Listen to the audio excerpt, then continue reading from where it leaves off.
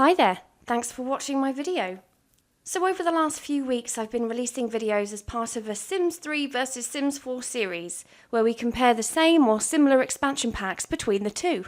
Simmers often make reference to The Sims 3 and talk about where The Sims 4 falls short and where The Sims 3 is successful.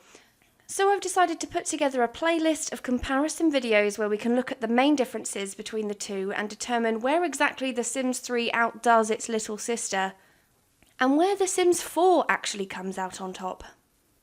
So far on the playlist we have the base game comparison, Generations versus Parenthood, Island Paradise and Island Living, a university comparison, and the seasons comparison. The playlist is almost complete and I will link it in the white box at the top of the screen now. Feel free to check out the other videos in this series. Okay, so pets versus cats and dogs. Let's get into it. Starting with the Sims 3 Creator Sim items. So with this pack you get a selection of nice pieces. The items in this pack are actually some of my favourites. Looking back at these items, I realised that my go-to CAS items for my Sims back then usually came from the Pets pack. There are some adorable dungarees and nice outfits. Sims also have 4 new traits: equestrian, animal lover, dog person and cat person. When it comes to pets, there is now an option to add a cat, dog or horse into the mix. For each pet there are a variety of breeds to choose from, and even then you can customise pretty much anything about your pet in terms of patterns, colours, accessories. You can also assign traits to your pets that will impact the way they behave. There is a whopping 30 traits to choose from for your little buddy, although some are specific to one species. For example, you might have a horse that hates to jump. And then over in The Sims 4, starting with the Sims themselves, you get a few nice pieces for your Sims, mostly casual styles with a few pet-themed items as well. There are some nice hairstyles you get included with this pack, and also a couple of outfits that would be perfect for a crazy cat lady. You also get the new lifetime aspiration of Friend of the Animals and the new traits for Dog Lover and Cat Lover. The pets in The Sims 4 are actually more customisable than The Sims themselves. The colour wheel makes a return and there are plenty of possibilities when it comes to customisation. You can select the breed, create your own, you can choose the fur type, tail type, fur patterns, colours, markings, literally everything. Plus, you get a selection of pet accessories to give your furry friend even more of an edge. Let's swoop over to build and buy. So briefly touching on objects, you do get, as expected, a new collection of pet-themed furnishings and objects. Amongst the collection in The Sims 3, you get a large cat scratcher for your feline friends, a massive fuck-off dinosaur, and one of my favourite additions, the small pets. You can fill your home with the likes of birds, turtles, snakes, lizards, and a few more little animals. They also don't take any family spaces, so you can have as many as you want. The Sims 4 also comes with new objects with seaside-themed aesthetics. I guess because the world of Brindleton Bay has a seaside pier, so it's all in theme with that. You get a toy box for your pets and a mini version of the world that your Sims can look at. No small pets in this pack though, and I'm pretty sure we all know why. So now let's move on to gameplay, starting with The Sims 3. You get the new world of Apapalooza Plains, a pretty autumnal looking neighbourhood full of new community lots like cat parks, dog parks, horse training grounds and more. As you would imagine, with this pack comes the ability to add new furry friends into the mix. There are a few ways of finding all of the creatures in this pack. The first and most obvious is in Creator Sim, which we touched on earlier, where you can create and fully customise cats, dogs and horses to join your Sims family. You can also adopt pets into the family from either a shelter, an animal breeder, or you can take in stray pets. Another way of acquiring pets is through build and buy. Get your Sims a lizard, turtle, snake or bird. They may be small, but you can still get them out and play with them, even put them in your inventory. My personal favourite of the smaller pets are the birds, both small and large. Be careful with other pets in your house though. You don't want to leave your cat in a room with a bird, otherwise you'll have a Tweety and Sylvester situation on your hands. You can also find animals in the wild too, like deer, raccoons, wild horses, and most spectacularly, unicorns. Some Sims will even have the want to see a unicorn, which is just cuteness at its peak. When pets are part of your family, you can control them to an extent. They are selectable members of the household, so you can get them to do actions in the same way you can with The Sims. Get them to dig holes for collectibles or chase things. Dogs can also guard things for you.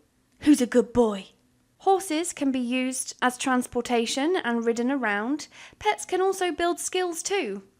They can learn to hunt, and horses can learn racing and jumping. If your horse has a high enough skill, they can be entered into a horse riding competition. And it's not just pets that have new skills. Sims also get the new skill of riding with this pack. Your pet's behaviour can be influenced by encouraging the good things and scolding the bad. Or do the opposite if you prefer. Dogs can be trained to perform tricks such as speak, roll over, play dead. And cats and dogs can be trained to hunt for things. Dogs will have a need for destruction. No matter how much of a good boy he is, he will at times want to tear something up. But even if your dog does decide to eat your sofa, don't worry. One day your loyal companion will make it all worth it. For example, if your sim dies, your pet can plead with the Grim Reaper to save you and bring you back to life. So by that point, I'm sure the sofa would be the last thing on your sim's mind. Cats will also have a need to sink their claws into something. Purchasing a scratch post would be a good investment if your sims want to keep their furniture in good condition. Like Sims, they have their own wishes and lifetime rewards. They can fall in love and have a family of their own if they want. Their babies and family members will be shown in their own genealogy tree. You can mix breeds and welcome cute kittens, puppies, or fowls into the world. Pets need to be taken care of, fed, bathed, and given attention.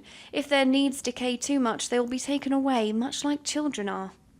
A few other noteworthy additions are the rabbit holes, the diner, the hospital, and the supermarket, and everyone's favourite friendly neighbourhood ice cream truck makes its debut in this pack. Why wasn't this in Seasons instead? I have no idea. So that's the Sims 3 pets in a nutshell. Let's talk about the Sims 4 cats and dogs. So in The Sims 4 you have the ability to add cats and dogs to your family, either in Create a Sim, adoption, or from taking in strays. As the name suggests, there is a much more limited selection of animals in this pack. It's pretty much what it says on the tin. Cats and dogs. There is the option to create raccoons and foxes, but for some reason they are also categorised as cats and dogs. And to the heartbreak of many simmers, there are no horses. Surprisingly and disappointingly, there are also no small pets in this pack. No, for this stuff you'll need to purchase the separate stuff pack, My First Pet Stuff. Their agenda of squeezing every penny out of us went down as inconspicuously as a fart in the bath. But in fairness, the pets that you can create are very customisable for The Sims 4.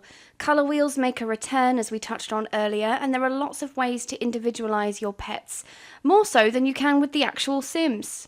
You'll notice the new world of Brindleton Bay, which features a seaside pier with a lighthouse, a dog park, and a veterinary practice, which we'll talk about more in a sec. So unlike in The Sims 3, this time around you actually cannot control your pets.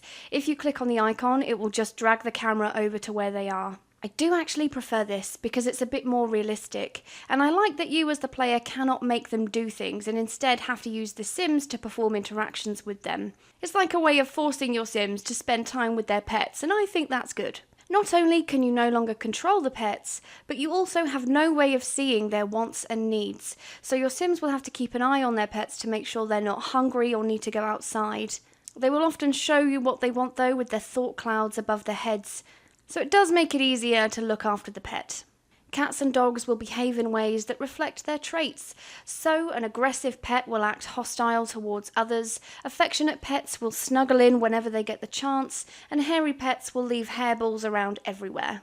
Your Sims can somewhat influence how they behave by praising them for good behaviour, like being friendly to others, and scolding them for bad behaviour, like sitting on the countertop or tearing up the sofa. Pets can also develop obsessions, fears and quirks over things. You'll get a pop-up in the top right-hand side when your pet has fallen in love with the TV or decided that it's terrified of the curtains. Like in the previous games, your Sims can also train pets to perform tricks. The process of teaching a trick takes a while, but it's adorable. One of my favourite things to do with the new pet is teach it to roll over, play dead and all the other tricks. Again, like in The Sims 3, pets can have relationships with others and can build friendships or even best friendships with Sims. They can also have romantic relationships with other cats and dogs and have puppies or kittens of their own. Illness can also rear its ugly head with your furry friends. Sometimes your pets will get sick and they'll start showing signs of illness, like a bright red nose or discoloration in their fur. A situation like this calls for a visit to the vet clinic. You can take your pet to the vet, check in as a patient, and pay for their treatment. There are different treatment options with different levels of effectiveness based on price. Obviously, the more you spend on treatment, the more effective the treatment is. And if your sim has a soft spot for curing unhealthy pets, they can also purchase and run their very own vet clinic. A vet clinic is run in a way that's similar to the restaurants in Dine Out. You have the ability to hire veterinarians and use company perks like you can in Dine Out. And once you open up shop, people will just start coming in with their unwell pets, and you can start getting to work. There is a veterinary skill that is surprisingly really easy to build. You can actually take in your first patient before you even get level 1 in the veterinary skill. You can max out this skill in a matter of about 2 to 3 sim days. You can greet your patients and lead them into the treatment room. There is a bar at the top of the screen showing you how nervous your patient is. You can perform interactions to try and calm the pet down before starting any examinations. I find this bit to be quite similar to the doctor career in terms of examinations, diagnosis and treatment. And once the sick pet is treated, the owner will pay their bill and leave a review. The 5-star system makes a return here as well, so you can work your way up to a vet clinic with a great reputation. So that's The Sims 4 in a nutshell. But who did it better? The ability to run your own vet clinic in The Sims 4 adds hours of additional gameplay and is actually quite enjoyable. My only issue with running a vet though is that it's just far too easy to progress and increase the rating. The cats and dogs themselves are very well done. The animations are adorable and overall, it's a great pack. Unfortunately for The Sims 4, The Sims 3 outshone it in so many ways. First of all, anything pet related that you might want comes with this pack. No need to spend additional $1 on a stuff pack. And as well as that fact, there are also more animals included. The much-loved horses and unicorns have been sorely missed. This decision was easy peasy. Well done, Sims 3, you came out on top. Let me know in the comments if you agree or disagree, and I'll see you in the next comparison video, where we compare The Sims 3 ambitions with The Sims 4 get to work. Bye-bye.